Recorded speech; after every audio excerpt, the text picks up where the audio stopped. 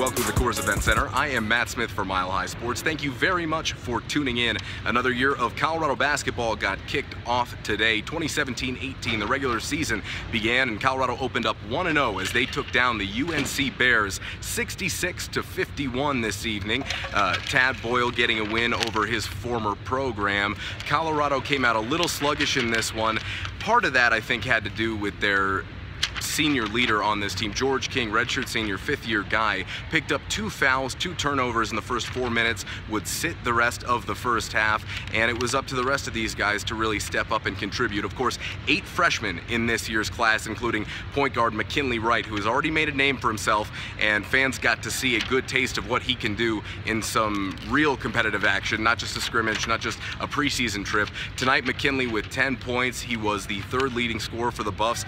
King would have finished with 12 second half, and Tory Miller-Stewart, another senior, one of 3 scholarship seniors on this year's team, had 11 to finish this one out. The 3 Buffs in double figures, but pretty much everyone got involved. A bit of a sluggish start there in the first half, especially on the glass. The Buffs were out-rebounded 21-16 at the end of 20 minutes of play.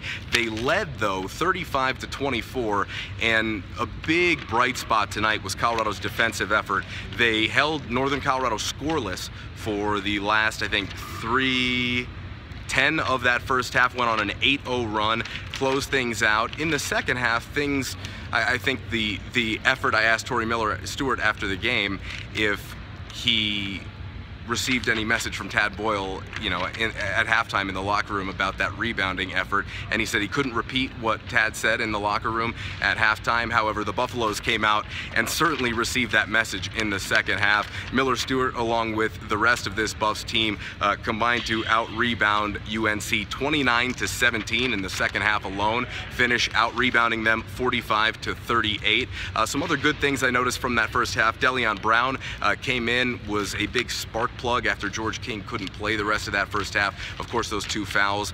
Dell had 7 points off the bench. I thought he did some really good things getting to the basket, pushing the offense and getting those paint touches that are so valuable.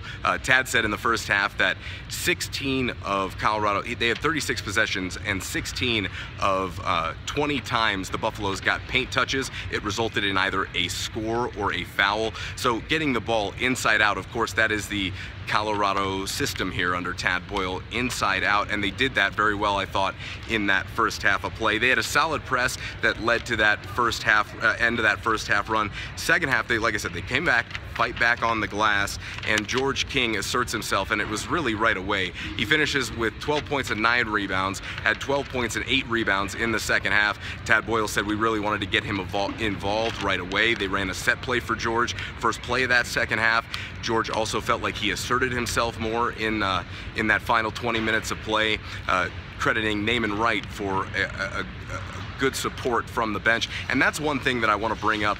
The bench attitude from this Colorado basketball team tonight was unlike any I've seen in the last few seasons. Not just 1 or 2 guys getting up and cheering, the entire team up on their feet. It looks like the youth has provided a nice shot in the arm of enthusiasm early on this season.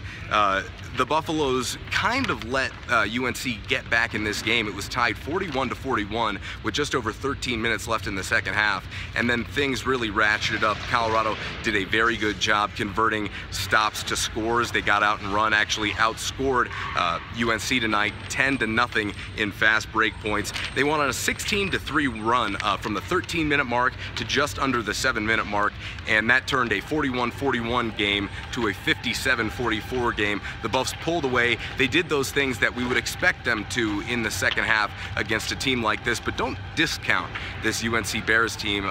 They're a very good Big Sky team. Coach Eustace for the Rams last week, when they played them in the exhibition, said that he thinks they're going to win the league.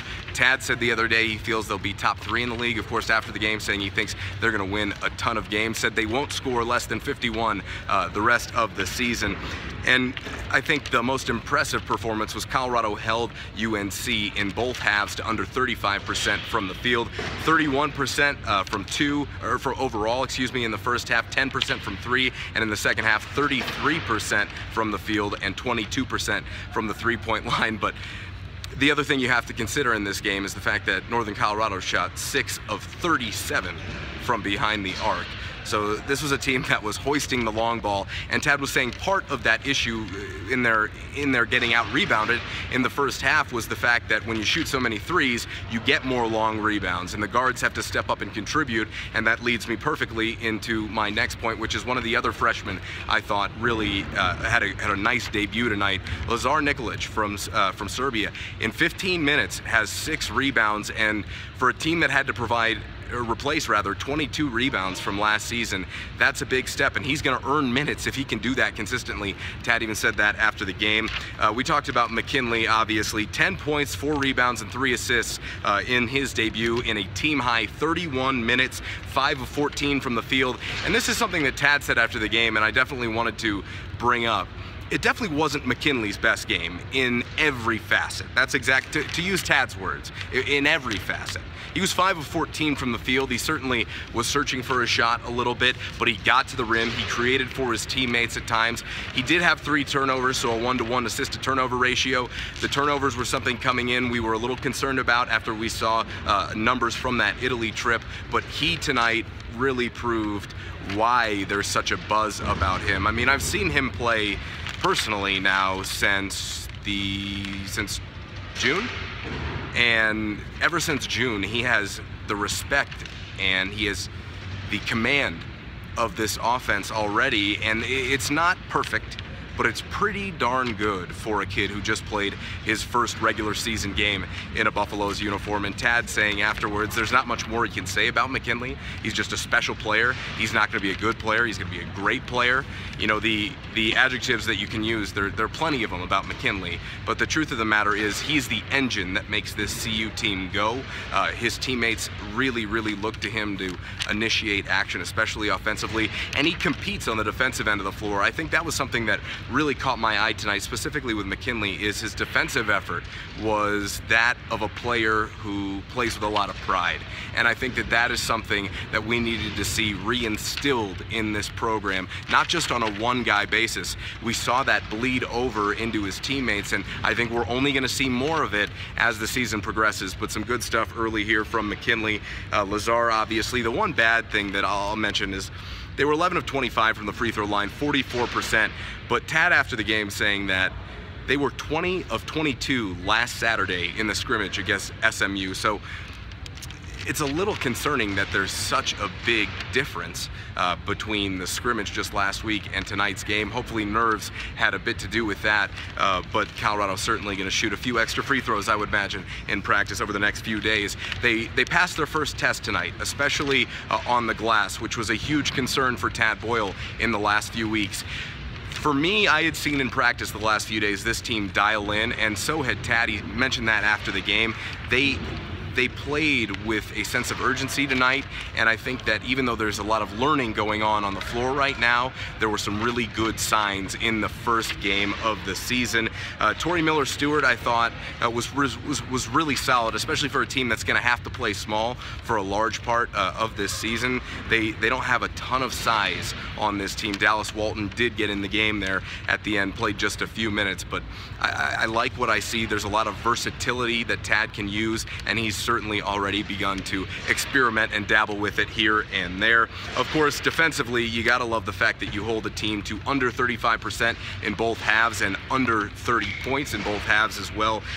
Rebounding, for them to fight back and out-rebound UNC 29-17 in the second half after getting out-rebounded 21-16 in the first half, that shows a resiliency and a will that I don't want to say we haven't seen it in the last year or so, but it is there right now with a group of younger guys, more so in my opinion than it has been in the past few seasons. The sense of urgency is impressive to me.